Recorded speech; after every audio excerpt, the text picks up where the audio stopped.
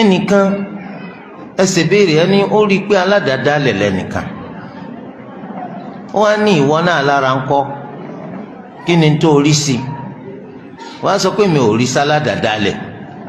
wọ́n á sọ pé ńgbà tó ti rí sáládàádálẹ̀ aládàádálẹ̀ nìwọ náà ara àṣejù nù torí pé nǹkan tí wọ́n rí tí wọ́n fi máa láládàádálẹ̀ ó ṣeéṣe kó jẹ́ nǹkan tó hàn sí gbogbo èèyàn tó bá yẹ kó hàn sí gbogbo èèyàn lóòótọ́ òun náà ní sọ pé kó sàdàdálẹ̀ ṣùgbọ́n tó fi mú tí wọ́n fi ń sọ pé kí ló rí sí tóun á ní kí ló rí tí wọ́n fi pè láládàádálẹ̀ tó wá sọ tóun fi wá gbà nǹkan tó ṣe yẹn ó ṣeéṣe kó yẹ pé nǹkan báyìí ló gbà lérò á lè pè láládàádálẹ̀ ó túmọ̀ sí pé nǹkan tó ṣeéṣe kọjá sí báyìí ó sì tún ṣeéṣe kọjá sí báyìí ni báwo ló ṣe wá lè sọ pé ńgbà tí wọ́n. Alhamdulillah, adúpẹ́ fún Allahu subhanahu àtọ̀rọ̀ kí a ti gẹ̀fẹ́ nàbọ̀ Muhammad sallallahu alaihi wasallam ike Allahu azza wa jalla àtọ̀rọ̀ ilé jẹta rẹ̀ kuma bá nàbọ̀ Muhammad sallallahu alaihi wasallam kuma bá wọn ará ilé rẹ̀ kó sì máa bá wọn sahaba rẹ̀ ẹ̀mọ̀ ìwà nínú Islam lórí sunnah nàbọ̀ Muhammad sallallahu alaihi wasallam akira wa ikú assalamu alaikum wa rahmatullahi wa barakatuh. Ayé bá ti mọ̀ sọ ìpinnu dára tẹ̀lé ṣe fún barakallahu fikum àwọn nípa àwọn olóbi ìdáhùn sọ yìí wọ́n ṣe àmọ́ bá wa gbìyànjú láti bá wa tànká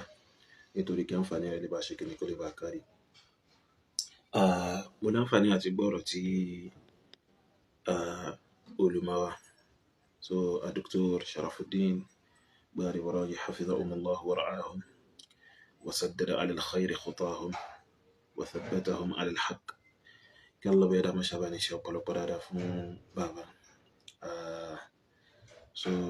àdó mo ń wò pé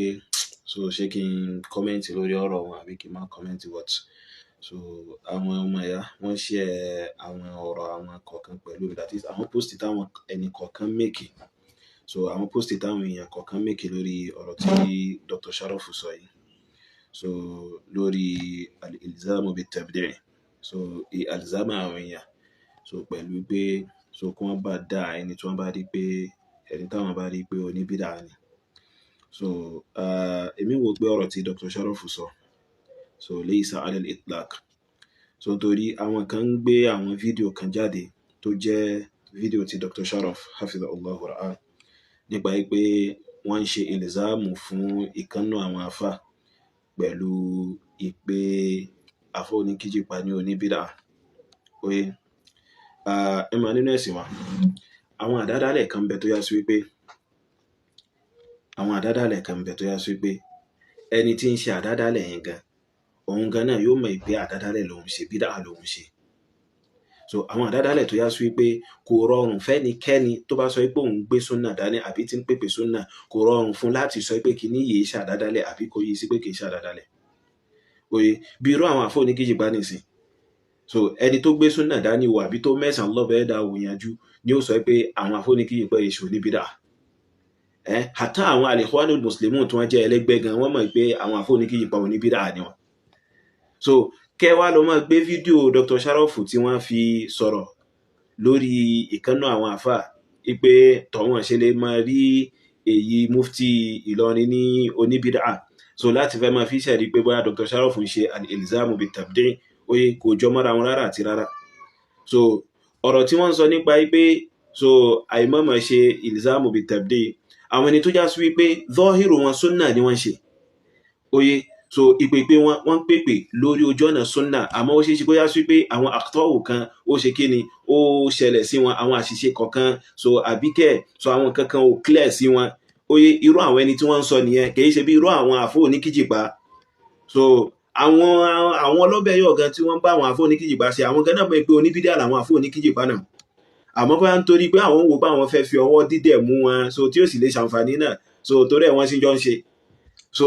nǹkan yẹn ò jọ mọ́ra wọn rárá àti rárá so kò mí kí n dá sí kinní ìtorí èmi ò ní táìmù fún àwọn so ọ̀rọ̀ wọn ṣe lizamu pẹ̀lú tabdi wọn ṣe lizamu pẹ̀lú tabdi ìtì ń bẹ wájú èèyàn ó téèyàn fẹ́ dá sí nínú láàrin àlùmà ó ṣe kinní ó pọ̀ ju gbogbo kéèyàn kan wá kó àìrójú ráyè pẹ̀lú àwọn nǹkan yẹn lọ oye so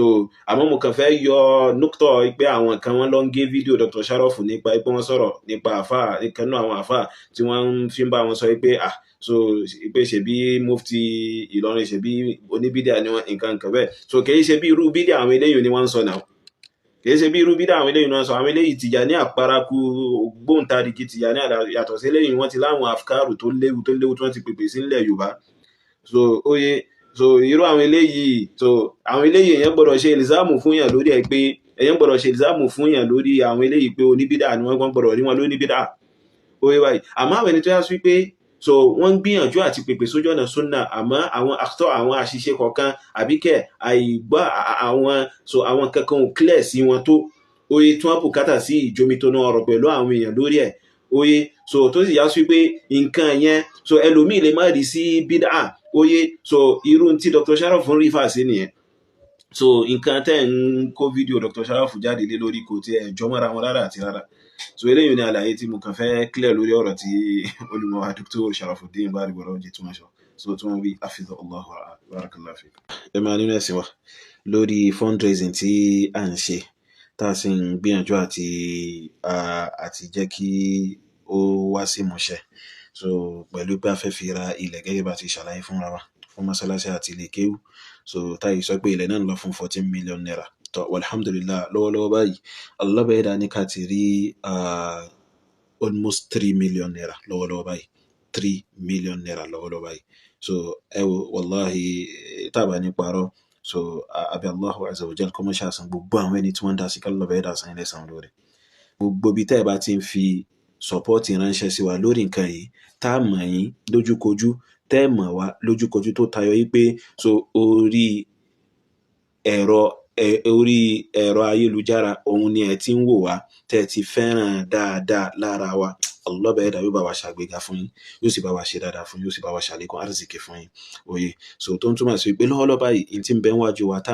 à ń wá báyìí sìn almost 10 point something million naira so ìjọ wo náà la bẹ̀rẹ̀ so bí ọ̀sẹ̀ bíi méjì sẹ́yìn la mọ̀ bẹ̀rẹ̀ fa ẹ̀sìn wo bí tá a ti dé pẹ̀lú àṣẹ Allahu azza wa jal àti àánú rẹ̀ àti ọlá rẹ̀ àbí Allah bá yẹ̀dá nínú ọlá ńlá rẹ̀ kó má ṣe bá wa ṣe